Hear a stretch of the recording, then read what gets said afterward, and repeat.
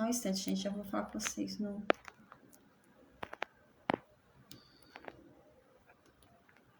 Pronto, amém. Vamos tentar ajeitar aqui.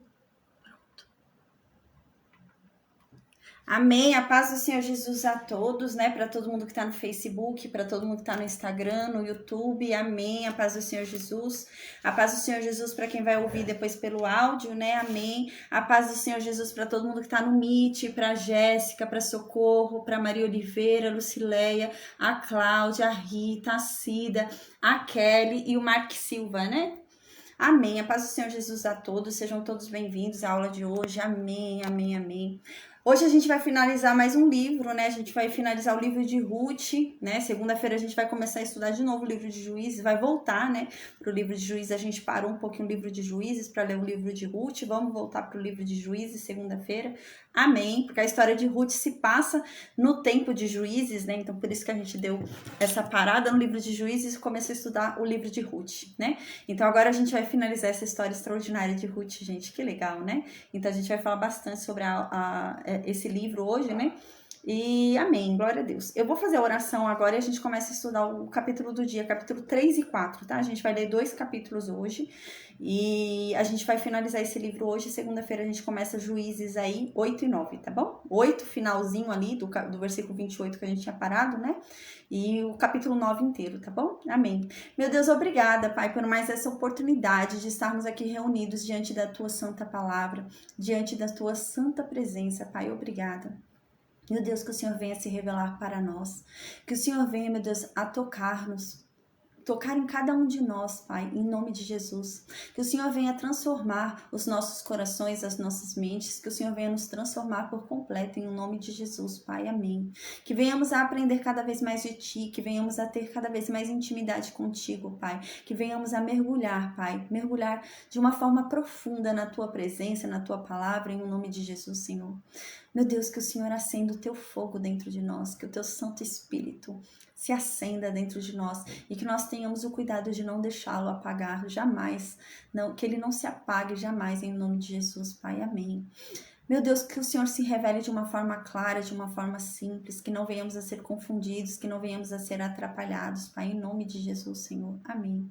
Meu Deus, que o Senhor derrame sobre nós discernimento, que o Senhor derrame sobre nós sabedoria, que o Senhor derrame sobre nós entendimento, que o Seu Espírito Santo nos ajude à compreensão da Tua palavra, em nome de Jesus. Meu Deus, que aqui não seja o meu falar, mas que Seu Espírito Santo me use.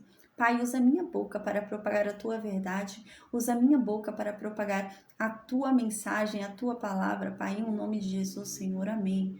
Derrama sobre mim sabedoria, Pai, derrama sobre mim o Teu dom, Pai, o dom de mestre, o dom de profeta, para que, meu Deus, em nome de Jesus, da minha boca saiam somente as Tuas palavras, que o Senhor me use, Pai, em nome de Jesus, para alcançar todas as nações e todos os povos, que todo aquele que me ouvir falar acerca de Ti não resista e se apaixone, que se entregue a Ti, Pai, em nome de Jesus, que venha sentir esse amor, Pai, em nome de Jesus, e venha se entregar, Pai, em nome de Jesus, amém.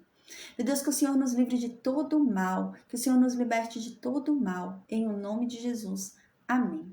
Então agora a gente vai falar sobre o capítulo 3 e 4 do livro de Ruth, né? Amém.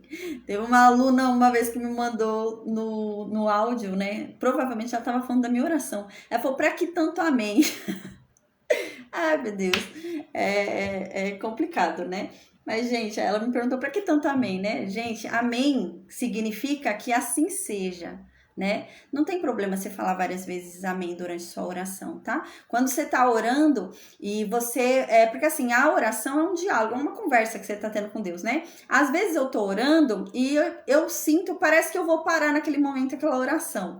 E eu não paro, vem mais alguma coisa para eu falar, entendeu? Então, você pode sim, você ora e fala amém para cada coisa que você fala, não tem problema. Você tá falando que assim seja, conforme que você tá orando, conforme que você tá pedindo, né? Então, não tem problema fazer igual eu faço, né? Eu oro e falo amém, né? Então, eu termino partes da oração e vou falando amém durante as partes da oração que eu vou finalizando, né? Eu vou falando conforme meu coração vai me guiando. Então, às vezes eu acho acho que a oração já acabou, mas meu coração me diz para falar mais coisas, então eu falo mais coisas, né? Então é por isso, gente, tá? Que uma aluna uma vez falou, pra que falar tanto amém? Por que tanto amém, né? Não é pecado, gente, eu não tô pecando de falar tanto amém não, tá? Quando a palavra de Deus diz assim, pra gente não ser redundante, né? Eu falei isso já em um estudo bíblico. Eu acho que eu falei na aula extra, na aula da noite. Quando a Bíblia... falei sim. Falei na aula que foi como orar segundo a Bíblia, né? Quando a Bíblia diz para a gente não ser redundante, não é isso de falar muito amém, tá? Não é isso que Jesus estava ensinando, né? Porque Jesus fala, não fiquem repetindo, né? Como os pagãos fazem, né? Não é nesse sentido de eu ficar falando várias vezes amém. Não é isso que Jesus estava falando, né? Eu expliquei naquela aula como orar segundo a Bíblia, o que Jesus estava querendo dizer ali, né? Não é isso, tá? Eu não tô sendo redundante, porque a cada coisa que eu peço, eu falo amém. Então eu falo que assim seja, amém. Que Deus me ouça, né? E que Deus atenda a minha oração em nome de Jesus, amém, né? Então eu tô falando que assim seja, tá? Então isso não é pecado, você falar várias vezes amém, né? É lógico que eu não ficar amém, amém, amém, amém, amém, amém, amém, amém, várias vezes seguidas, né? Aí sim, gente, aí é demais, né? Mas assim, a cada oração, a cada trecho, né? Que o Senhor me conceda saúde e paz, amém, Senhor. Que o Senhor me abençoe todos os dias da minha vida, amém, Senhor. Não é pecado falar várias vezes amém. A gente lembra, agora me veio na mente, tem um trecho muito importante que a gente já estudou. O povo de Israel foram 6 tribos diante do monte Gerizim e 6 tribos diante do monte Ebal. E os levitas, né, os sacerdotes ali, falavam várias coisas sobre a lei e apontavam as maldições, né, e as bênçãos. E para cada uma que era apontado, eles falavam amém. Então eles falaram várias vezes amém, entende? Então eles falaram, quem cumprir a lei vai ser abençoado. Eles falavam amém. Mas quem descumprir a lei vai ser amaldiçoado. Eles falavam amém. Então a cada coisa que o sacerdote ia falando, eles iam falando amém. Então eles falaram várias vezes amém, gente. E não tem problema, isso não é pecado, tá bom? Então eu só tô esclarecendo pra aluna que me falou isso. Ela ficou incomodada porque ela falou que eu falo muito amém. Mas isso não é pecado, tá? Não é pecado e não é uma redundância, tá? Eu ensinei na aula como orar segundo a Bíblia. O que Jesus quis dizer quando ele falou sobre redundância na oração. Não é isso, tá bom? Então, amém. Gente, então agora a gente vai falar sobre o capítulo 3 e 4. A gente lembra, então, que história extraordinária de Ruth, né? Então, onde foi que a gente parou na história pra gente lembrar, né? Pra gente pegar agora no capítulo 3, né? A gente lembra que Ruth foi, então, colher as espigas ali, foi colher as cevadas, né? Porque era um direito por lei, né? Pela aliança da lei, pela lei de Deus, era um direito ao pobre, à viúva, ao órfão, sair recolhendo ali, né? Os restos, né, das comidas, ou era até definido por lei, a gente falou na aula passada, que o dono do campo deixasse ao redor do campo os alimentos ali para que o pobre viesse e pegasse aqueles alimentos que tivessem ao redor do campo. Então, Ruth se beneficiando dessa lei, né, dessa lei prevista na aliança da lei ali de Israel, dada no Monte Sinai para Moisés, né? Então, ela se beneficiando disso, ela foi sair para procurar mantimento para ela e para a sogra, né? Então, ela falou, sogra, você fica aqui, né? Repousa, descansa aqui na sua casa, né? A gente lembra que Noemi tinha uma casa, Noemi tinha uma herança lá em Judá, né? Então, ela voltou para onde? Para casa dela, para casa que era do marido dela, né? O marido dela morreu, os filhos dela morreram, mas tinha uma casa deles ali, havia uma herança ali, né? Então, ela voltou para essa casa, né? Então, eles voltaram, ela e Ruth voltaram para essa casa. Noemi ficava lá na casa o dia inteiro e Ruth saía para trabalhar, para buscar sustento para as duas. E a gente lembra que então, de repente, Ruth entrou Amém, Márcia, a paz do Senhor Jesus, amém. Então a gente lembra que Ruth acabou entrando ali nos campos de Boaz, né? E Boaz era um parente de Noemi, era um parente do marido de Noemi e era alguém que podia resgatar ali, né? Noemi e Ruth. A gente vai falar hoje bastante sobre isso. O que é ser um resgatador? Hoje a gente vai entender bastante sobre isso. Então, a gente lembra que Boaz era um resgatador, né? Era um parente que podia resgatar ali elas, né? Então, a gente lembra que diante dessa informação importantíssima, Noemi, esperta, né? Uma senhora já de idade, inteligente, né? Vivida, ela fala o que para Ruth? Ruth, faz o seguinte, continua trabalhando lá, né, conforme Boaz te beneficiou, né, fica trabalhando lá, indo após as servas dele, né, tendo todo o cuidado que ele tá te dando, continua lá com ele, né, e então você fica todo esse período lá trabalhando com ele, que vai ser melhor assim, mas não falariam nada de resgate. Falariam nada de resgate, nada de que ele é parente, pode resgatar, nada. Ela só ia ficar trabalhando lá no campo de Boaz. E isso a gente lembra que durou mais ou menos uns 2 meses, né? O tempo de colheita era mais ou menos umas 7 semanas ali, uns 2 meses, né? E Ruth ficou ali trabalhando no campo de Boaz por uns 2 meses, né? Então, Ruth ficou esses 2 meses trabalhando lá e ela ia, conforme ele falou, ia após as empregadas de Boaz, né? Ela se alimentava lá com os empregados, né? E assim ela ficou lá 2 meses trabalhando, né? 2 meses pegando ali, né? O que restava, o que sobrava e era dado aos pobres, ela pegava. Então, ela ficou 2 meses assim de uma forma humilde lá, né? Ela jamais se aproveitou da bondade de Boaz, jamais deu em cima de Boaz, jamais abriu nenhum espaço ali, né, para os empregados de Boaz. Então ela se mostrou uma mulher decente, ela se mostrou uma mulher honesta, ela se mostrou uma mulher trabalhadora, ela se mostrou uma mulher virtuosa, né, uma mulher que estava ali, ela não tinha obrigação nenhuma para com a sogra dela, entre aspas, né, e ela foi e largou a família dela, largou tudo e quis cuidar da sogra porque a sogra não tinha quem cuidasse. Então ela preferiu deixar a família dela porque os pais dela tinham quem cuidasse, mas a sogra dela não tinha quem cuidasse da sogra, ela ficou com a sogra, escolheu o Deus de Israel, escolheu o povo de Israel, né? Então essa mulher se mostrou uma mulher muito valorosa, né? Então, eis que os 2 meses acabaram, né? Não tinha mais colheita, o que tinha que ser colhido já foi, agora passou o tempo de colheita, agora tem que fazer o plantio, tem que plantar semente, não tem mais o que colher ali na terra de Boaz. Então o serviço acabou. Então ela não volta mais para casa, lá para o campo de Boaz, para recolher espigas ali, para recolher cevada, né? Então eis que a gente viu no final do capítulo anterior que acabou o período de colheita, ela voltou para casa ali de Noemi e ficou lá na casa de Noemi e já não tinha mais para onde ela sair para buscar mantimento, porque acabou o tempo de colheita, então não tem mais onde ela buscar colheita. Então agora a gente vai ver o que vai acontecer nesse período que acabou o tempo de colheita, ela não vai mais no campo de Boaz, vai demorar até a próxima colheita, então agora ela está na casa de Noemi. Então no versículo 1, Noemi vai, né, e fala para Ruth: minha filha, não hei de eu buscar-te um lugar para que sejas feliz, né? Então Noemi fala para Ruth, né? Vendo ali que Ruth estava agora em casa, né? Não tá trabalhando mais na casa de Boaz porque não tem mais colheita para fazer. Agora tem que esperar a próxima colheita para poder colher lá de novo. Tem que colher bastante para durar esse período que não tem colheita, né? Então por isso tem que colher bastante o pobre quando ia, né? Então agora Noemi fala: Ruth, por acaso eu não vou buscar a tua felicidade? Você acha que eu não vou tentar te casar de novo, né? Você acha que eu não vou tentar te fazer viver em paz, viver tranquila, né? Ficar bem, né? Eu tenho que fazer isso por você. Eu tenho que fazer com que você seja feliz, com que você encontre alguém, que você encontre um lar para você viver. Você tem sido tão boa comigo e eu não seria boa com você também, Ruth? Eu vou te arrumar um lugar para você viver, Ruth. É isso que Noemi fala.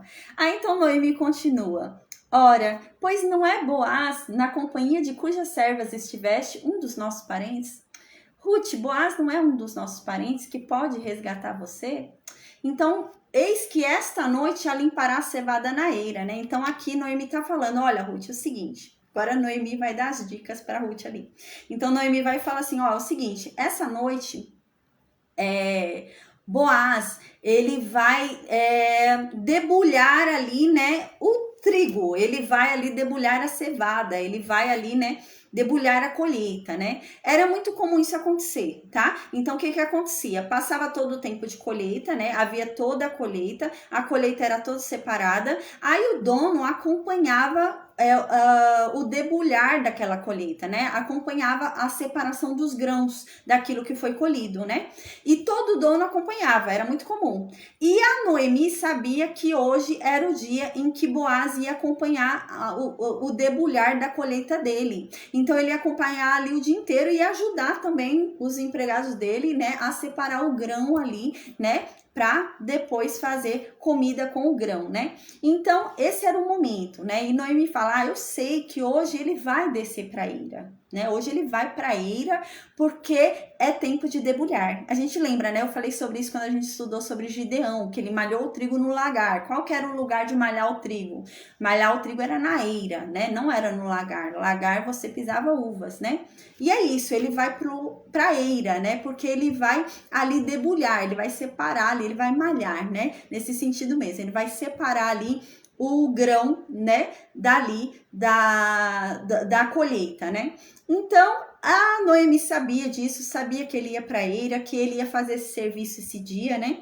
Então, no versículo 3, Noemi, esperta, fala, faz o seguinte, Ruth, hoje eu sei que ele vai lá para a eira, que ele vai trabalhar debulhando a colheita, né, que vai ser exaustivo o dia para ele, então faz o seguinte, toma um banho, Ruth, a gente lembra, eu já falei isso, né, eu falei isso desde Gênesis, né, em Êxodo também eu falei isso, era difícil tomar banho, gente, nessa época, não era igual hoje não, era difícil, existia até às vezes banho anual, tomava banho uma vez por ano, era difícil tomar banho, não tinha muita roupa, né, então não era como a gente é hoje, não, né? Então, se tomava banho em momentos especiais, entendeu?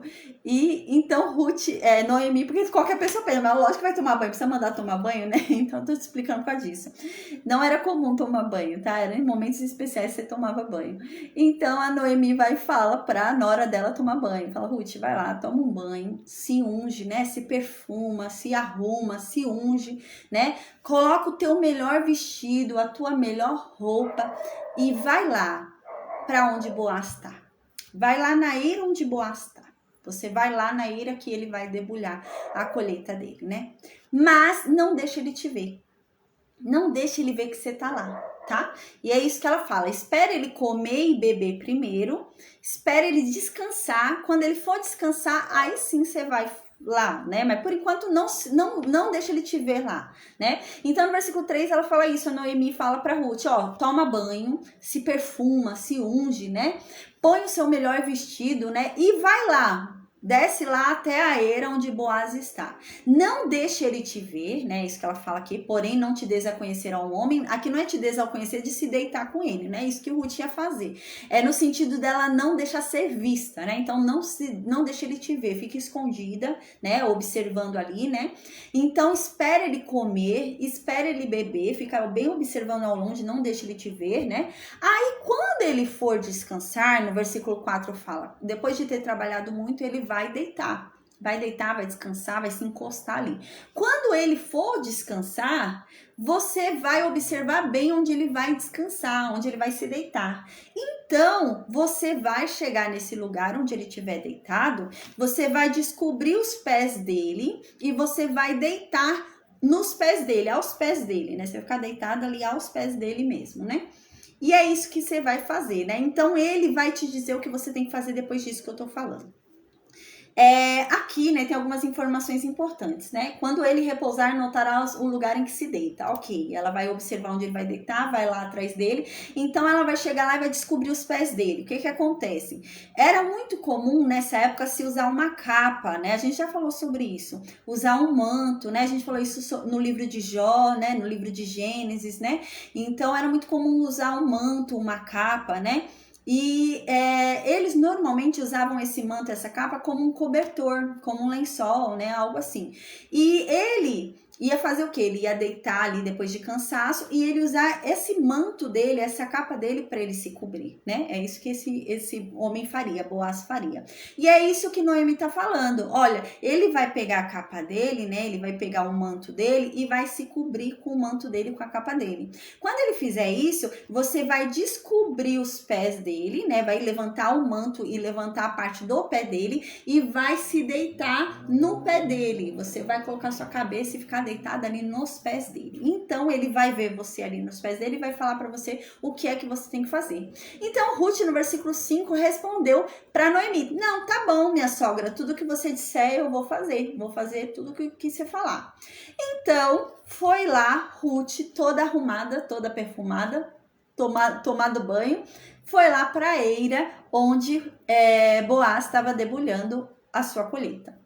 Então ela foi e fez conforme tudo que a sogra dela havia mandado. Aí no versículo 7 diz: havendo, pois, Boaz comido e bebido, e estando já de coração um tanto alegre, bebeu vinho, né? Já estava alegrinho. Então ele foi se deitar ao pé de um monte de cereais, né? Então ele estava ali debulhando, ele já tinha debulhado alguns, né? Então ele foi e deitou ali sobre os cereais, né? Então ela chegou de mansinho, né? Ele estava dormindo já, ela chegou devagarzinho, né? Com todo o cuidado do mundo, pegou o manto que estava nos pés dele, que ele havia se coberto, né? Com ele, a capa, e descobriu os pés dele e deitou ali nos pés dele. E ela ficou lá deitada nos pés dele para dormir ali nos pés dele. Então, no versículo 8 diz que meia-noite. Eu desci muito, deixa eu só voltar aqui, gente. No versículo 8 diz que meia-noite ele acorda. Boaz acordou meia-noite e viu que tinha aos pés dele uma mulher, né? Era escuro, gente, era meia-noite. Não tinha lâmpada nas ruas como a gente tem hoje, né? Era escuro, só tinha a iluminação da lua, não tinha mais nenhuma outra iluminação à noite. Então, no versículo 8 diz, né, que ele acordou meia-noite já, estava bem escuro, né? E ele se assustou, e ele ficou sentado, e quando ele sentou, ele viu que aos pés dele tinha uma mulher, né? E ele não reconheceu que mulher era essa, porque estava escuro. E também a Ruth estava arrumada, né? Ela não estava como ela sempre ia trabalhar, né, gente? Ela não estava ali com as roupas de viúva que ela ia todo dia pegar ali as espigas que sobravam, né? Ela estava agora arrumadinha. E ele não reconheceu ela, né? Na escuridão, e ela toda arrumada, ele não reconheceu. Então, no versículo 9, ele acorda, olha ali uma mulher, né, e fala: quem é você? Né? Ele não reconheceu Ruth. Então, ela responde para ele: sou Ruth, a tua serva. Estende a tua capa sobre a tua serva, porque o Senhor é resgatador. Gente, que bonito que ela tá falando. Aqui ela tá dizendo o quê? Estender a capa sobre ela, né? Então, ela tá dizendo assim: eu sou a Ruth, eu sou a tua serva, eu tô aqui para te servir.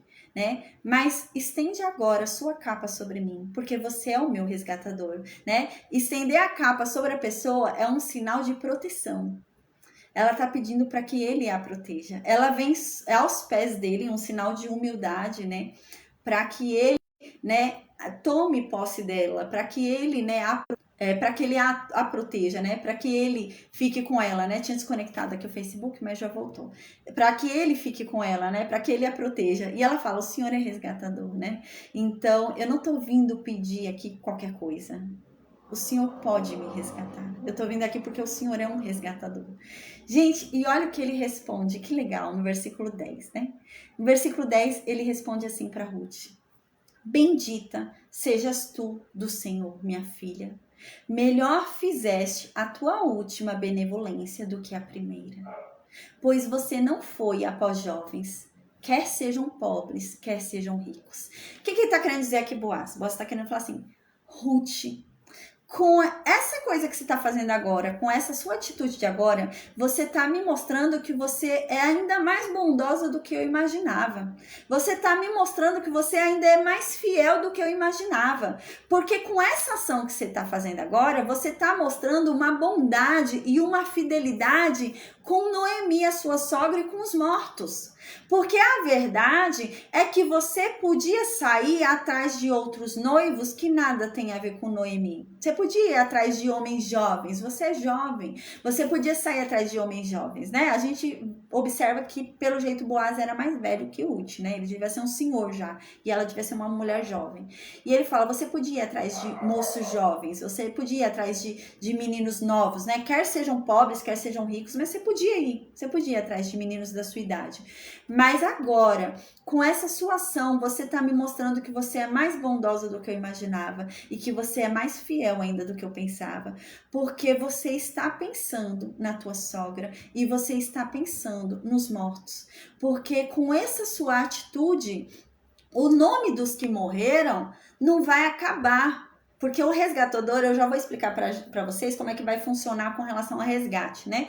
Porque a herança dos que morreram não vai acabar, vai continuar com o nome daqueles que morreram, vai continuar com o nome do marido de Ruth que morreu, né? E é isso que ele tá dizendo. Ele tá falando: nossa, Ruth, você poderia buscar alguém da sua idade. Você acharia facilmente alguém da sua idade. Mas você preferiu né? Vi falar comigo que eu sou o resgatador, mas eu sou um senhor já. E você preferiu falar comigo para manter o nome da sua sogra, né, e da família dela, para que não se acabe esse nome em Israel. Então, essa sua última atitude foi ainda mais bonita do que a primeira de ter saído da sua terra e ter seguido a sua sogra. Gente, é isso que esse homem tá falando para ela. Eu vou, a sua primeira atitude, Ruth, foi bonita. De você largar os seus pais, a sua família, de você largar o seu povo, de você largar o seu Deus para seguir a sua sogra. Foi muito bonita aquela sua primeira atitude, mas agora você tá tendo uma atitude ainda mais bonita. É isso que ele tá dizendo, né? Então agora com essa sua última atitude você tá mostrando uma bondade ainda maior, um amor pela sua sogra ainda maior, uma fidelidade ainda maior, porque você tá fazendo isso para que o nome dela não caia em Israel, para que o nome dela não suma, não desapareça em Israel, e que haja ainda, né, o nome da família dela, né? Haja ainda a herança, né, do filho dela. Então o nome do filho dela não vai se extinguir em Israel, porque sempre vai ter herança, né? É isso que ele tá dizendo, gente. Ele tá dizendo que agora essa mulher foi ainda mais digna. É isso que ele tá dizendo pra ela. Foi ainda mais bonito. Você podia ter saído atrás de homem novo. Você é nova, né? Mas você veio atrás de mim porque você quer resgatar o nome da sua sogra. Você quer resgatar o nome dos que morreram, né? E isso é muito digno, né? Que bonito, né? E ele parecia que era um senhor já, né? A gente observa, parece que ele era um senhor e ela era nova, né? Então agora, no versículo 11, né, diz assim: agora, pois, minha filha, não tenhas receio. Tudo quanto disseste eu te farei, pois toda a cidade do meu povo sabe que és mulher virtuosa. Gente, uau! A Ruth, a essa altura do campeonato, havia tomado uma fama de mulher que é para casar, gente. É isso que Boaz está falando. Boaz está falando: olha, minha filha, não se preocupe, porque não tenha medo. Porque tudo que você está pedindo, eu vou fazer. Você está me pedindo para te resgatar e eu vou te resgatar. Não fique preocupada, você não vai ficar desamparada. Eu estou prometendo que eu vou te resgatar aqui. Porque a verdade é que toda a cidade sabe que você é mulher para casar. Você já mostrou isso, né? Que legal, que bonito, né? Com toda a decisão dela, toda a atitude dela até agora, né? De não ter abandonado a sogra dela, de ter cuidado da sogra dela do jeito que essa menina cuidou, essa mulher cuidou, né? E ele fala: todo mundo nessa cidade sabe que você é mulher para casar, que você é mulher virtuosa, né? Então no versículo 12 ele diz: mas tem um problema. Eu sou resgatador, é verdade. Eu sou um parente de Elimeleque, né? Do marido de Noemi, eu sou. Mas existe um outro parente que é mais achegado do que eu, né? Existe um outro parente que é mais próximo do que eu. É isso que ele está querendo dizer. Então, na linha de parentesco, existe alguém que é mais próximo de Elimeleque do que ele, né? Tem um parentesco mais próximo. Então, ele fala isso: existe alguém que tem um parentesco mais próximo do que eu. E ele tem preferência no resgate. Então, eu não posso te resgatar sem primeiro falar com ele. Então, ele primeiro precisa decidir se ele vai querer te resgatar ou não, né? Mas fique sabendo, se ele não te resgatar, te resgatarei eu. Aqui eu dou minha palavra. Sem resgate, você não fica, Ruth. Ou ele te resgata, se ele não te resgatar, eu te resgato. É isso que Boaz fala, gente. Boaz era um homem, né? A gente vê, né? Não era um menino, moleque, né? Ele era um homem mesmo, né? Um homem de palavra. Então ele diz isso no versículo 12. Diz assim: ora, é muito verdade que eu sou resgatador, mas ainda há outro resgatador mais chegado do que eu, né? Um parente mais próximo do que eu, né? Então no versículo 13 ele fala: faz o seguinte, Ruth, fica aqui essa noite, né? Passa a noite aqui comigo na eira, né? E amanhã de manhãzinha, quando o sol surgir, você vai embora. Gente, Boaz aqui não estava com segundas intenções, tá bom?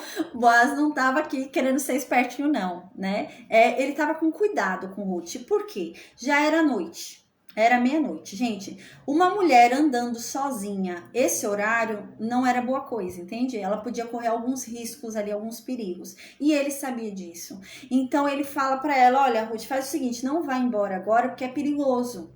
né? Já tá à noite, é meia-noite já. Então fica aqui, dorme aqui na eira, né? E quando o sol surgir, né? Quando amanhecer, né? Quando vier aí o nascer do sol, você vai embora, né? Porque aí não vai ter mais risco, não vai ter mais perigo. Só que como é que eles vão dormir? Vão continuar na mesma posição. Ele vai dormir aqui e ela vai continuar dormindo ali nos pés dele, entende? Então não é segunda intenção nenhuma. É realmente um cuidado de Boaz com Ruth, tá? Então no versículo 13 ele diz isso: fica-te aqui esta noite, e será que pela manhã, se ele não quiser te resgatar, Ruth, eu vou te resgatar. Sem resgate você não fica, Ruth. Você tá garantida.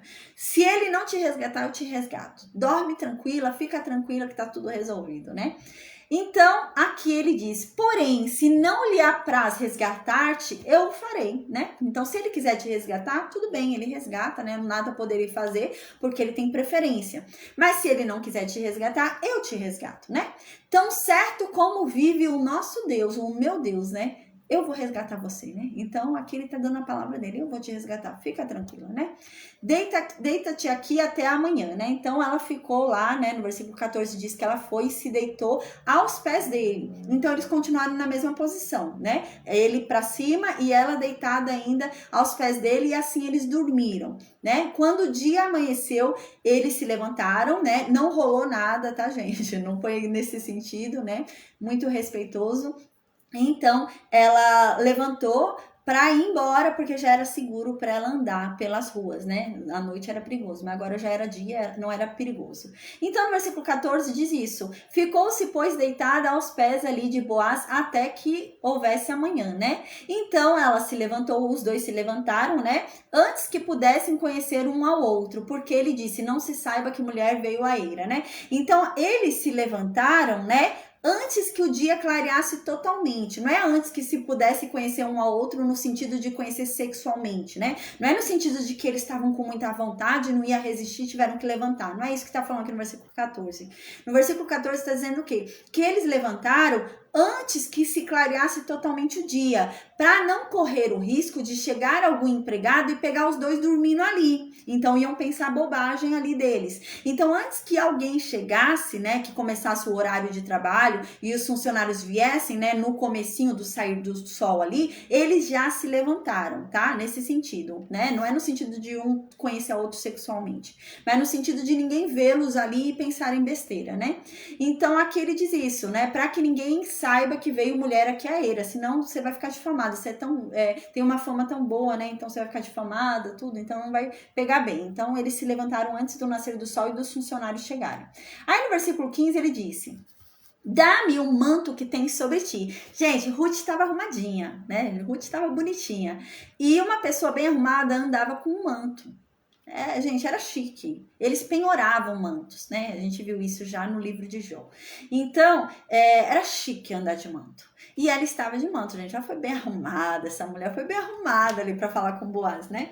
Então, ela estava com o manto dela. É lógico que ele não ia dar o manto dele para ela ir embora, gente. Aí seria a mulher ficar difamada, né? Iam perceber que ela passou a noite ali com ele. Não é o manto dele. Ele pega o manto dela. Ela estava com o manto, né? E no manto dela, ele coloca ali 6 medidas de cevada para ela levar embora para a sogra dela, tá? Quanto que é 6 medidas de cevada? Uma medida, né, do seco, uma medida de cevada era um homer, né, um homer. A gente estudou sobre homer, gomer, homer e efa em Êxodo quando a gente falou sobre maná, né? A gente lembra que a quantidade do maná por dia que eles pegavam era um homer. Tem lugares que fala gomer, tem lugares que fala homer, mas é a mesma coisa, é a mesma medida, né? Então era um homer ali, aquela medida do maná diária. Ele tá dando 6 dessa medida, ou seja, ele tá dando 6 vezes a quantia que era o maná que eles comiam diariamente. Então ele deu 6 vezes a quantia do maná diária, tá? Então ele deu essa medida para ela levar embora para a casa dela. Então ela foi embora, né, com o manto dela ali, né, cheio de cevada, né, com 6 medidas ali de cevada, né? Ela pôs ali nas costas e foi levando, chegou lá na cidade dela e chegou lá na casa da sogra dela. Então, a sogra dela vê Ruth, né, quer saber aí o que deu, né, como que foi aí, eu consegui um lar para você, né? Então, ela fala, Noemi fala: e aí, minha filha, como é que foi? O que deu lá? O que aconteceu, né? E Ruth começou a contar tudo ali, né? Para Noemi, o que Boaz falou, o que Boaz tinha feito, como ele agiu, contou todos os detalhes, né? Para Noemi. Então, no versículo 17, né? A Ruth disse, olha, aqui estão 6 medidas de cevada, sogra, né? Ele falou para eu trazer, porque não era para eu voltar de mãos vazias para a senhora, que era para trazer algo para a senhora. Gente, como Boaz era bonitinho, né? Que fofo, né? Era um cavalheiro, né? A gente lê assim, imagina o Boaz um cavalheiro. Gente, filho de Raabe, gente. Filho de Raabe de Salma, era um cavalheiro, era um homem, né? Incrível, né? E ele então falou, não, você não vai voltar de mãos vazias para sua sogra, eu vou dar um presente para sua sogra também. E ele deu ali 6 medidas de cevada para ela levar para a sogra dela, gente. Uau, que homem incrível, né? Ela é incrível, mas ele também é incrível, é um casal, né, extraordinário. Então, no versículo 18, Noemi fala para Ruth, minha filha, espera, fica tranquila, né? E espera até que você saiba o que se deu, né? O que se resolveu, né? Porque uma coisa eu te falo, Boaz não vai descansar enquanto não resolver isso. E ele vai resolver isso ainda hoje, né? Então, gente, eu imagino que o Ruth estava ansiosa. Eu estaria ansiosa. Então, Ruth devia estar ali ansiosa e Noemi fala, calma, minha filha, eu tenho certeza que a resposta vai vir rápido, porque esse homem não vai descansar e ele vai querer resolver isso hoje. Fica tranquila. Então, no versículo 1, gente, Boaz foi resolver aquilo no dia, né? A gente agora tá no capítulo 4, tá? Então, no capítulo 4, no versículo 1, Boaz foi resolver no mesmo dia, gente. Ele chega lá na porta da cidade para encontrar o resgatador que tem a preferência. A gente lembra, a gente já falou sobre isso, né? A gente falou sobre isso no livro de Jó também. Se eu não me engano, foi no livro de Jó e no livro de Gênesis. Que os negócios, né, eram resolvidos na porta da cidade, né? Então, os julgamentos eram feitos na porta da cidade, compra e venda era feito na porta da cidade, tudo era feito na porta da cidade. Era um grande centro comercial. Ao invés de ser o centro comercial hoje, como é no centro da cidade, era na porta, né? Era a porta da cidade, era lá o comércio deles, né? Então, Boaz foi lá na porta da cidade para encontrar o resgatador, né? Então, porque ele vai fazer negócio com esse resgatador. Então, não adianta ele ir na casa do resgatador. Negócio se faz aonde? Na porta da cidade. Então, ele foi lá na porta da cidade para fazer negócio com o resgatador. E ali ele ficou sentado. Boaz ficou sentado ali na porta da cidade esperando o resgatador passar. Então, no versículo 1 diz que o resgatador passou. Eis que o resgatador que ele falou que tem a preferência passou. Quando o resgatador começou a passar por Boaz, Boaz falou, ô fulano, né? Falou o nome do resgatador. Falou, vem aqui, por favor, vem aqui, senta aqui comigo. Vamos conversar, né? E o homem foi. O homem se virou, foi lá e se sentou lá com Boaz para conversar. Então, Boaz ia fazer negócio, né? Boaz ali não ia falar qualquer coisa, ia resolver uma situação séria ali, né? De resgate, né? Situação de compra e venda ali, né? De propriedade, né? E não só propriedade, mas suscitar descendência também, que a gente já vai explicar isso. Então, era algo sério. O que Boaz faz no versículo 2? Chama testemunhas. Precisa testemunha, né? O que for falado aqui tem que ser cumprido. A gente tá fazendo um negócio, né? Então, no versículo 2, né? Boaz chama testemunhas. Quanto? 10 homens ali, anciãos da cidade. Ele chamou 10 anciãos. Falou, vocês, vem aqui também, por favor, para ser minhas testemunhas.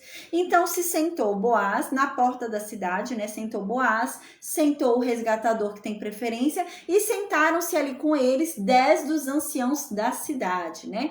Então, no versículo 3, Boaz fala pro resgatador que tem preferência. Fulano, né? Aquela parte lá da terra que foi de Elimeleque, lá o marido de Noemi, né? Que é o nosso irmão, é nosso parente, né? Que a Noemi acabou voltando lá da terra dos Moabitas, né? Você sabe? Ela tá vendendo. Ela tá vendendo essa terra, tá? Onde que Noemi tinha esse direito de vender essas terras? Em Levítico, a gente já estudou isso, tá? Em Levítico 25, versículo 25, a pessoa quando estava pobre, ela tinha o direito de vender a herança dela, a propriedade dela, né? Mas a gente lembra que no ano do jubileu, né? A gente lembra, né? De 50 em 50 anos tinha o ano do jubileu. Então, no ano do jubileu, a posse voltava para a pessoa. A gente lembra, né? Porque foi herança dada por Deus, você não podia comprar eternamente a propriedade que era herança de alguém dada por Deus. Então, a gente já estudou isso em Levítico, né? A gente lembra. Então, o que acontece? Noemi tinha o direito de vender, né, aquele território dela, ela tinha direito. Então, ela põe a venda ali, né? Boaz vai lá negociar a venda para o resgatador principal, que é o da preferência. Então, ele fala, olha, Noemi tá vendendo lá as terras de Elimeleque, né? Ela tem o direito de vender, ela tá vendendo, né? E o homem achou interessante. Pô, é bom, o negócio tá bom. Por quê? Porque ela não tem descendência, Noemi, né? Os filhos dela morreram, o marido dela morreu e ela não tem neto, né? Então, o que acontece? Não tem herdeiros, então no ano de jubileu, a terra dela não vai para ninguém, porque não tem quem vá, ela não tem neto, não tem herdeiro, não tem nada. Então, a terra vai ser minha. Eu tô comprando uma terra que vai ser minha pro resto da minha vida, né? Então, compensa. O resgatador pensou, né? Compensa, porque ano de jubileu não vai funcionar para Noemi, né? Porque ela não tem nenhum herdeiro, né? Então, o Boaz vai e fala isso, ó, a terra de Noemi lá de Elimeleque tá à venda, você quer comprar, né? Aí no versículo 4, Boaz continua falando pro resgatador que tem preferência. Ó, eu resolvi vir te falar sobre isso, né? E falar para você você comprar essas terras na presença desses anciãos que estão aqui sentados, né? E de todo o povo que está aqui vendo. Porque se você quiser resgatar a terra, você resgata. Mas se você não quiser resgatar, se não quiser comprar a terra de Noemi, você me avisa, porque eu sou o próximo do resgate. E eu quero resgatar. Então, se você não for comprar a terra de Noemi, eu compro. E o homem falou, não, eu quero. Foi o que eu falei, sabe? Pensando assim pela lógica que eu falei, o homem deve ter falado, é um negoção, né? É um negócio bom. Eu vou comprar e não vou ter que devolver no ano de jubileu. Vai ser um território sempre meu, porque Noemi não tem herdeiro. Então, eu quero comprar sim. Eu vou resgatar sim, Boaz. Eu quero comprar da mão de Noemi a terra de Elimeleque sim. E então, no versículo 5, Boaz espertinho vem agora com a outra notícia, para jogar um banho de água fria na pessoa, a pessoa já desistir. Aí no versículo 5, né, agora Boaz fala, tá bom, só que tem uma coisa. Se você quiser resgatar a propriedade da mão de Noemi, se você quiser comprar as propriedades da mão de Noemi, você vai ter também que se casar com Ruth, a nora dela.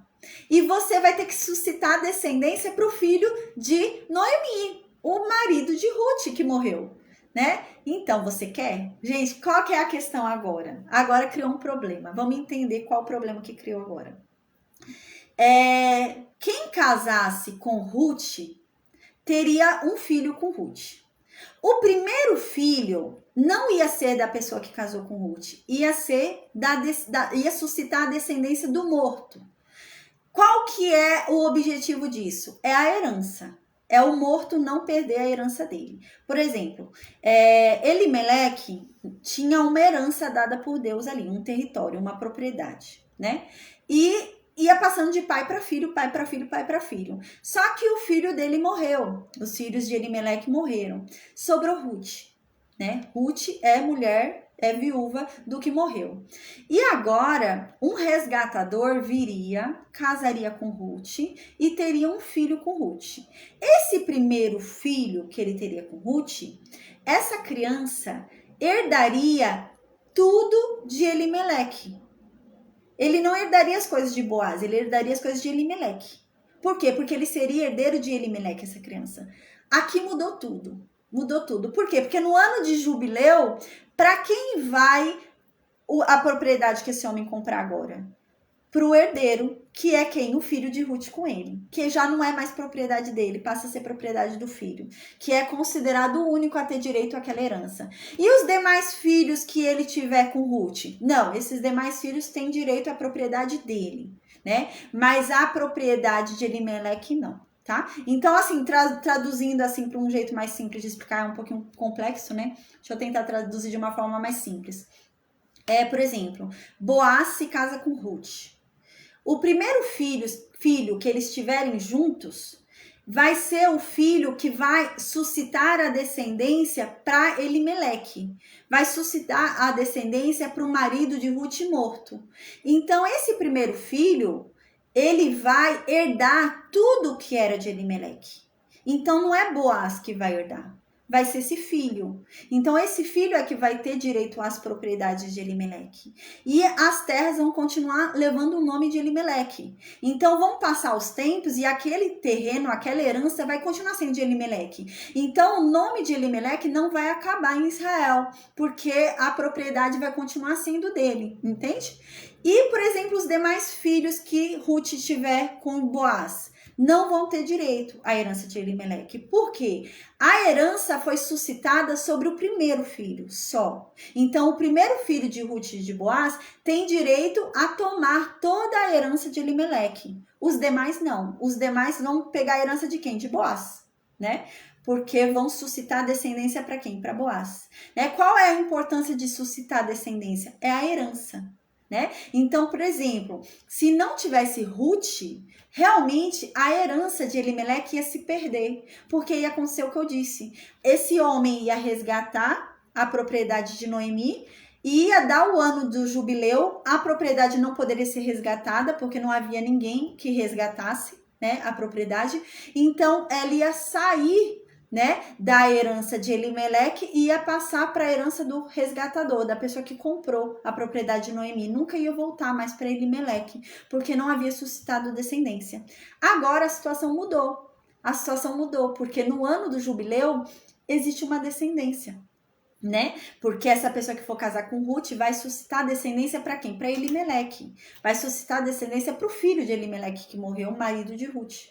Então, essa pessoa, esse filho vai ser o resgatador. Então, por exemplo, chegou o ano do jubileu, quem vai poder resgatar essa terra? Esse filho de Ruth. Então, já não é mais, não compensa mais, né? Então, esse homem agora criou um problema para esse homem, já não compensa mais para ele. Ele vai pagar por uma propriedade que, na verdade, não vai ser dele, né? Vai ser do filho de Ruth, o primeiro filho, que ele vai suscitar descendência para o outro. Então, esse filho vai herdar todas as terras de Elimeleque e ele não. Então, não vai fazer parte do patrimônio dele, ele vai poder dividir com os outros filhos dele. Vai ser só, realmente, ele e com Ruth. Não vai fazer parte do patrimônio dele, né? Para ele poder dividir com os outros filhos que ele tiver, com outras esposas que ele tiver. Não vai poder fazer isso, né? Vai ser só do filho de Ruth. Então, agora criou um problema aqui. Então, diz isso no versículo 5. Deu para entender, né, gente? Eu tentei explicar bem. No Meet deu para entender, gente? Senão eu tento explicar de outra forma. Se alguém puder falar isso, deu para entender? Esse negócio de suscitar descendência? Ah, amém. Amém, amém. Então, no versículo 5 diz isso, né? Então, agora Boaz chega e vai falar para o resgatador essa condição. Agora já não vai mais valer a pena para o resgatador. Agora o negócio já não ficou tão bom. Então, Boaz fala, tá bom. Mas é o seguinte, quando você comprar a propriedade de Noemi, você também vai ter que se casar com Ruth, né? E você vai ter que suscitar a descendência sobre a herança do falecido. Então, no versículo 6, agora não compensa mais para o resgatador. Por quê? Porque não vai ser herança dele. Ele queria se fosse herança dele. Não vai ser herança dele. Vai ser herança do filho de Ruth. Então, e se ele tiver uma outra família, tiver outros filhos, outra esposa, não vai compensar. Então, ele fala para Boaz. Então eu não vou poder resgatar não. Então eu não quero não, Boaz. Pode resgatar você, porque se eu for resgatar, vai prejudicar a minha herança, né? Então, o que parece aqui quando ele fala que vai prejudicar? Amém, amém, Marcelena, obrigada. Ela tá falando que ela entendeu também, amém. Então, no versículo 6, o que ele tá falando? Ele tá falando que vai prejudicar a herança dele. Então, se vai prejudicar a herança dele, qual é a impressão que dá? Que ele já é casado, esse homem. A impressão que dá é que ele já é casado e que ele tem filhos. Então, se ele for suscitar descendência para Ruth, vai prejudicar a herança dele. Por quê? Porque o primeiro filho vai ser lá para Elimeleque. Elimeleque é que vai pegar ali toda a herança, né? O herdeiro que vai pegar toda a herança de Elimeleque. Ele não vai ter direito. Ele vai ter gastado um dinheiro, né, para comprar ali, que é de quem? Da família dele, né? E os filhos dele não vão ter parte naquilo. E os próximos filhos de Ruth terão parte no direito dos filhos dele, na herança dele com a mulher dele. Então já não compensa mais. Ele fala, não, aí vai ser ruim, é para minha herança. Agora vai ser prejuízo para mim, não compensa, não quero. Aí então o resgatador fala, redime você, né? Resgata você, porque eu não posso fazer, não tem como eu fazer, porque se eu fizer, vai prejudicar a minha herança, os meus filhos, né? A minha própria herança. Então no versículo 7 diz que era costume nessa época, quando havia resgates, né, quando havia permutas, o que queria confirmar qualquer negócio tirava o calçado e dava para o parceiro. Assim confirmava negócio em Israel. Então, quando havia compra e venda de propriedades naquela época, como é que se confirmava a compra e venda, aluguel de propriedade, né? Qualquer coisa assim, como é que se fazia naquela época? A pessoa tirava o calçado dela e entregava para o outro, né? Então, eu estou comprando uma propriedade, né? Então, o que está vendendo a propriedade me dá o calçado dele, porque agora a propriedade vai ser minha, né? Então, era assim que funcionava. O calçado ali simbolizava a posse, né? É algo mais simbólico, parece, né? Então, por exemplo, o calçado significa a posse daquilo, ou seja, eu vou pisar o meu pé naquele território, né? Aquele terreno é meu, era para eu pisar a minha planta do pé ali, era para eu pisar o meu pé ali, meu sapato ali. Mas eu não quero, eu não vou. Então eu tiro o meu sapato e entrego para a pessoa que eu tô vendendo, né? Então eu tô vendendo a minha casa, né? E eu tô vendendo, então eu vou passar o meu sapato para quem tá comprando. Era assim que funcionava, né? Então alguém tá alugando a minha casa, eu tiro o meu sapato e dou para a pessoa que tá alugando a minha casa. Era assim, para simbolizar a posse, né? A posse deveria ser minha, mas não vai ser mais. Eu tiro a posse de mim por meio daquele sapato simbólico e entrego para a pessoa. E é isso que esse homem vai fazer aqui. A posse deveria ser dele. Por quê? Porque ele é o primeiro na preferência, né? Ele é o primeiro resgatador. Mas ele não quer. Então, como ele não quer, ele vai passar a posse dele para o outro. Então, ele tira o sapato dele e dá para Boaz, né? Porque ele está passando a posse que era para ser dele para Boaz. Ele não quer. E é isso que ele vai fazer. Diz isso no versículo 8. Disse, pois, o resgatador a Boaz, compra tu, e tirou o calçado e entregou para Boaz. Nessa forma que eu expliquei. Então, no versículo 9 continua. Então, Boaz disse aos anciãos e a todo o povo que estava ali presenciando a negociação, né? Olha, hoje vocês são testemunhas de que eu estou comprando da mão de Noemi tudo que pertencia ao marido dela, Elimeleque, tudo que pertencia aos 2 filhos dela. Eu estou comprando hoje de Noemi, vocês são provas disso. E também vocês são provas de que hoje eu estou tomando por mulher Ruth, né? A Moabita, né? Que foi esposa de Malom. E eu vou suscitar, né? A descendência para ele sobre a herança, né? Então, realmente, eu vou suscitar o nome deste para a herança. Então, o meu primeiro filho de Ruth, né? O meu filho de Ruth, o primeiro, vai ser para suscitar a herança de Malom. Então, ele vai ter direito a toda a herança de Elimeleque, o nosso primeiro filho. Os demais filhos que nós tivermos vão pegar a minha herança, né? Que sou Boaz, então vão pegar tudo que é de Boaz. Agora, o primeiro filho vai tomar toda a herança de Elimeleque e vai continuar com a propriedade ali em nome de Elimeleque. Então aqui ele continua, né, falando: para que este nome, né, não seja exterminado dentre seus irmãos e da porta da sua cidade. Disto sois hoje testemunhas. Então no versículo 11 continua: todo o povo que estava na porta e os anciãos disseram: somos testemunhas sim, né? Que Deus faça a esta mulher que entra na tua casa, Boaz, como Deus fez a Raquel e como Deus fez a Lia. Porque ambas edificaram a casa de Israel. E assim seja Ruth. Gente, de Ruth vem Davi, né? Ruth está na genealogia de Jesus, uau, né? E então eles falam isso. Então eles continuam. E você, Boaz? Que o seu nome seja valorosamente em Efrata, né? Que seu nome seja valoroso em Efrata, né? Seu nome seja grande de valor em Efrata, né? E que seu nome seja afamado em toda Belém, né? Que todos te conheçam. Que seu nome tenha fama, né? E, gente, olha só, né? Tá tendo fama até hoje, né? Então, no versículo 12, continua. Seja a tua casa como a casa de Pérez, que Tamar teve de Judá, pela prole que o Senhor te der desta jovem. Pérez é quem? Pérez, gente, a gente lembra quem é Tamar, né? Tamar era a nora de Judá, que Judá prometeu dar o filho mais novo para suscitar a descendência, e ele não cumpriu. Né? A gente lembra que ele não cumpriu, então ela se fingiu de prostituta ali, né? para se deitar com ele e para engravidar, e ela engravidou. E do filho dela é que vem a descendência de Davi, a genealogia de Jesus, vem desse Pérez, que é filho de Tamar. Ela teve gêmeos, a gente lembra, né? E vem de Pérez, dessa mulher, Tamar, né? Então, esse Pérez, ele era um homem importante, porque a maior parte da tribo de Judá veio de quem? De Pérez. A gente lembra que Tamar teve gêmeos de Judá, né? Teve Pérez e um outro. Mas de Pérez engrandeceu o nome de Judá, né? Então, de Pérez foi que aumentou ali a tribo de Judá. E é por isso que eles falam que seja a tua casa como a casa de Pérez, né? Que Tamar teve de Judá, pela prole que o Senhor te der desta jovem, né? Então, que seja como Pérez, que engrandeceu o nome da tribo de Judá, né? Que seja assim também o filho que você tiver dessa mulher. Então, no versículo 13 diz que então Boaz se casou com Ruth, se deitou com Ruth e tiveram um filho. Então, ela teve um filho dele. Então, no versículo 14, gente, que lindo aqui. Então as mulheres disseram para Noemi: seja o Senhor bendito que não deixou hoje de te dar um neto, que será o teu resgatador, Noemi, e seja afamado em Israel o nome deste. Gente, o resgatador de Noemi não é Boaz. O resgatador de Noemi é o neto. Por quê? Quem é que vai suscitar descendência para Noemi? Quem é que vai tomar a herança de Elimeleque? É o filho de Ruth. Então, o neto de Noemi, que é o resgatador dela, ele é o resgatador dela, não é Boaz. Boaz é o resgatador de Ruth. Mas quem é o resgatador de Noemi? É o neto dela, é o filho de Ruth, né? Então, ele é que vai tomar ali a herança de Elimeleque, de Malom, de Quilion, e que vai continuar, né? Com esse nome em Israel. O nome não vai acabar em Israel, vai ser ele, né?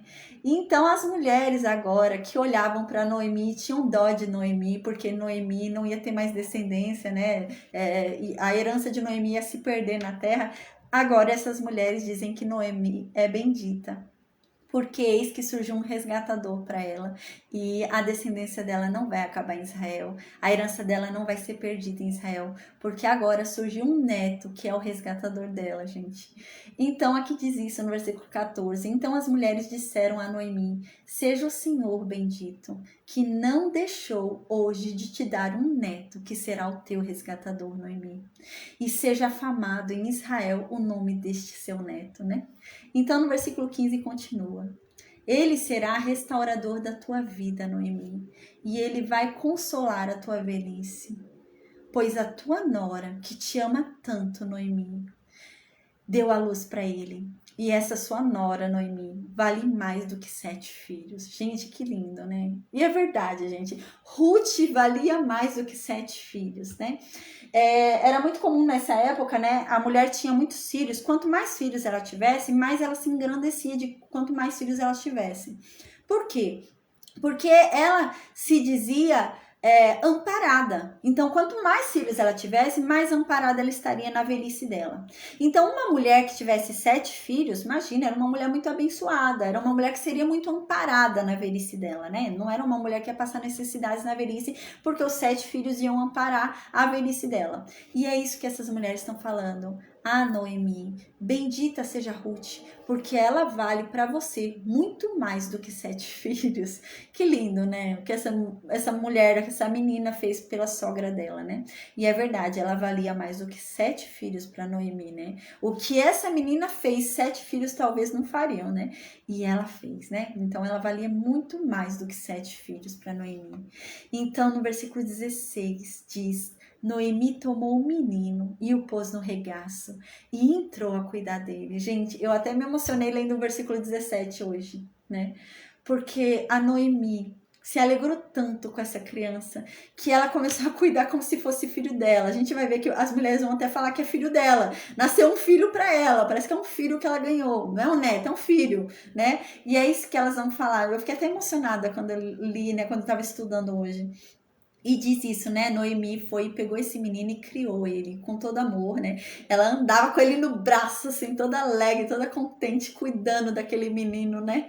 E no versículo 17, então, as mulheres diziam, né? Ah, nasceu um filho para Noemi, ó. Ela, gente, ela cuidava como se fosse filho dela. Então as mulheres começaram a falar na cidade. A verdade é que Noemi, agora na velhice dela, teve um filho. Ela teve um filho de novo, nasceu um filho para ela, né? Então olha que lindo, né, gente? Essa mulher foi confortada de uma forma extraordinária, né?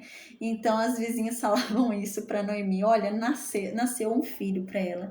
E então chamaram essa criança de Obed. Obed significa servidor, aquele que serve, né? Aquele que está aqui para servir, né? E esse foi o nome que ele ganhou. E aqui, gente, quem escreveu esse livro, a gente vê agora no versículo 17 em diante, que quem escreveu esse livro era alguém que sabia de Davi. Então era alguém do tempo de Davi, né? Era alguém que já sabia da história de Davi, né? E era alguém, provavelmente, que não estava na história de Salomão. Porque senão o nome de Salomão teria sido mencionado também.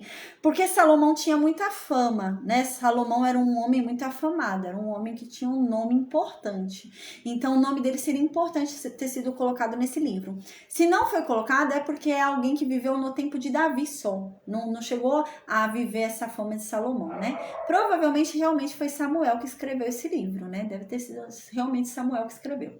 Então aqui vai falar até sobre Davi, né? Uma informação futura. Então era alguém que conhecia Davi, sabia de Davi e tá agora falando pra gente, né, sobre a ascendência de Davi, sobre a genealogia de Davi. Então diz, né, e quem é Obed, né, o filho de Ruth com Boaz? É o avô de Davi. É o pai de Jessé, que é pai de Davi, né? Então é alguém já que tem informação de Davi aí, né? Uma informação futura aí de Davi. Então vamos lembrar, tá? Raabe é tataravó de Davi, né? Porque Raabe é mãe de Boaz, né? Então Raabe, a ex-prostituta de Jericó, é tataravó de Davi. Ruth e Boaz, né, são bisavôs de Davi, né?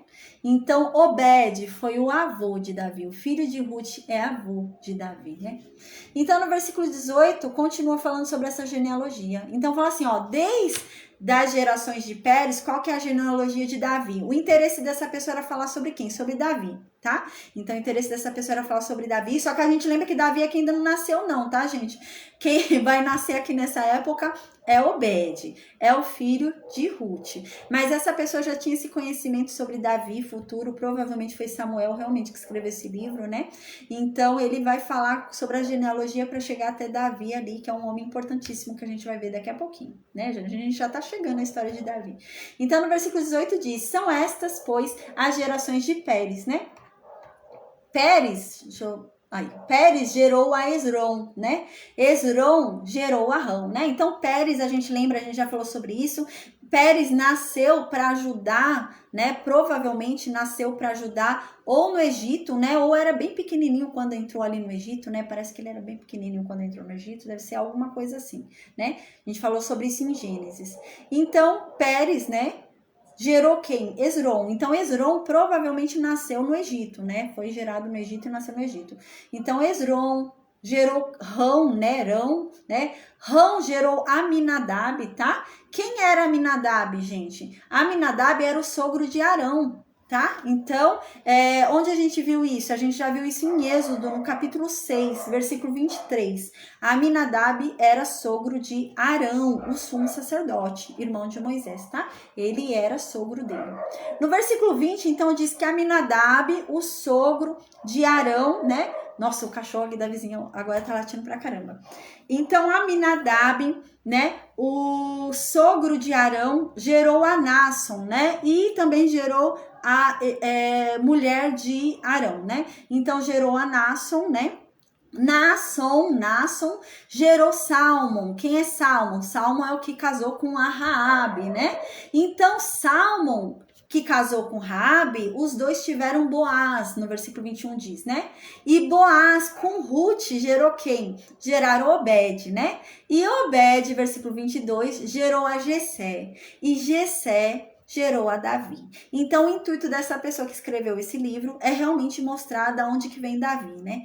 A gente vai ver mais pra frente, né, que Davi vai até buscar exílio um tempo mais pra frente em Moabe. E ele vai usar isso, ele vai falar, não, eu tenho sangue moabita, né? Então, ele vai usar isso, que Ruth é moabita, ele vai usar o parentesco dele, né? para ele buscar aliança com Moabe nos tempos ali que ele estiver fugindo ali de Saul, a gente vai ver, tá bom? Então, aqui no versículo 22 diz isso, né, que Jessé gerou a Davi. E aqui acaba, gente. Tô vendo aqui, mas aqui é a próxima aula só que eu já tinha deixado arrumada. Então, aqui acaba hoje o livro de Ruth, tá bom? Então, a gente encerra aqui o livro de Ruth.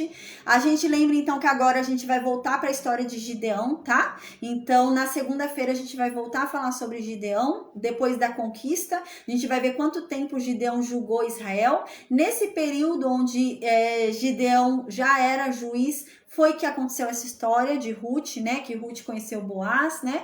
Durante o período ali em que Gideão viveu, foi o período ali em que Ruth teve o seu filho, né? Que Ruth teve Obed, né? Que é o avô, né? De Davi. Foi nesse período ali de Gideão, tá bom? Então a gente vai voltar segunda-feira para o livro de Juízes para continuar falando sobre Gideão. Já o final da história de Gideão ali, eu vou falar um pouquinho também sobre esse período de Ruth ali pra gente entender bem, pra gente não confundir, senão a gente vai achar que Davi já nasceu aqui, né? Não nasceu não, gente, tá bom? É que essa pessoa que escreveu o livro de Ruth queria mostrar realmente a genealogia de Davi, porque ele já sabe de Davi, essa pessoa, né? Mas aqui na história, não, Davi ainda não nasceu. Quem vai nascer nessa história no tempo de Gideão é Obed, né? Então Obed vai nascer nesse período aqui de Gideão, tá bom? Então, amém, gente. A gente terminou mais um livro, graças a Deus. O livro de Ruth, né? Então, agora, segunda-feira, a gente vai voltar para o livro de Juízes. Agora, o livro de Juízes fica sendo o nosso 9º livro, né? Porque o 8º livro a gente já finalizou, que foi Ruth.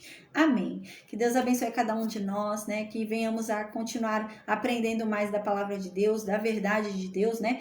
Que é uma verdade libertadora, né? E a palavra inteira de Deus é frutífera para ensinamento, né? É útil para ensinamento, a palavra de Deus diz isso, né? Então, que a gente venha estudar cada detalhe da palavra de Deus, porque são palavras libertadoras, né? A gente começa a entender a Bíblia por um contexto completo, né? E não só trechos soltos, largados, que a gente não entende nada, mas a gente começa a compreender de uma forma onde tudo se encaixa, né? Então, que a gente não desista disso, que a gente continue, né, aprendendo mais aí, né? Não desanime, e cada detalhe é importante, né? Às vezes a gente acha que não, mas, gente, cada detalhe da Bíblia é importante, até genealogias, tá bom? Então, amém. Deus abençoe cada um de nós. Eu vou perguntar para o Mid se alguém tem alguma dúvida. Enquanto isso, eu vou me despedir do Facebook, do Instagram e do YouTube, tá bom?